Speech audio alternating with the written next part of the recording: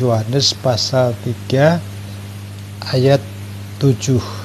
Itu kata Yesus kepada Nikodemus ya. Ayat 7 begini. Janganlah engkau heran karena aku berkata kepadamu, kamu harus dilahirkan kembali. Kata Yesus kepada Nikodemus itu bahwa Nikodemus harus dilahirkan kembali. Padahal Nikodemus itu tokoh agama ya, tokoh agama. Dia datang kepada Yesus di waktu malam hanya ingin memuji Yesus ya. Yesus kau pasti dari Tuhan gitu ya. Yesus kau adalah guru. Dan ada tanda-tanda bahwa engkau itu datang dari Allah gitu ya. Jadi pastilah engkau itu seorang guru yang diutus oleh Allah, begitu kata Nikodemus ya. Ya tidak persis seperti itu kata perkataannya. Kemudian Yesus berkata, Nikodemus, kamu harus dilahirkan kembali gitu ya. Kalau kamu tidak dilahirkan kembali, kamu tidak bisa melihat kerajaan Allah, katanya begitu ya.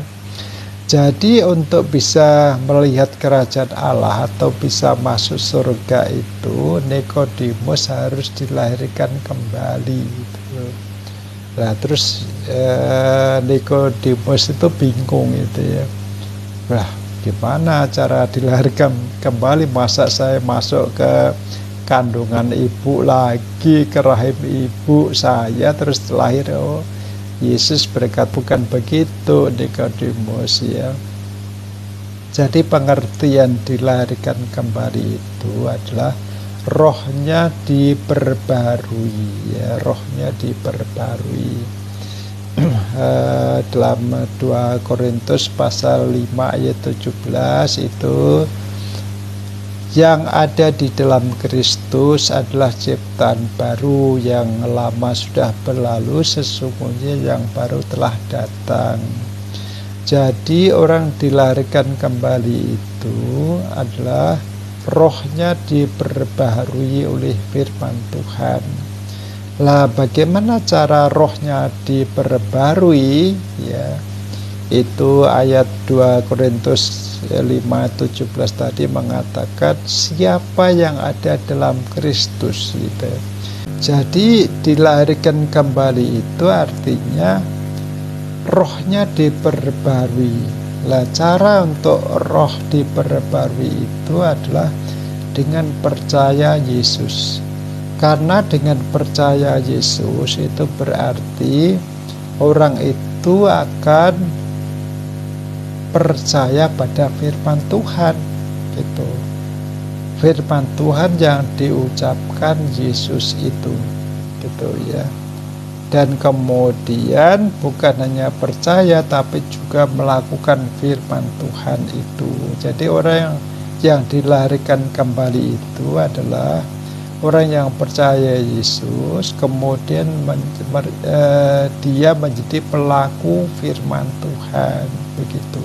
Kalau kita baca kitab Yohanes ya, kalau orang percaya Yesus dan membuka hati untuk menerima Yesus itu, yang terjadi adalah orang itu diberi Roh Kudus.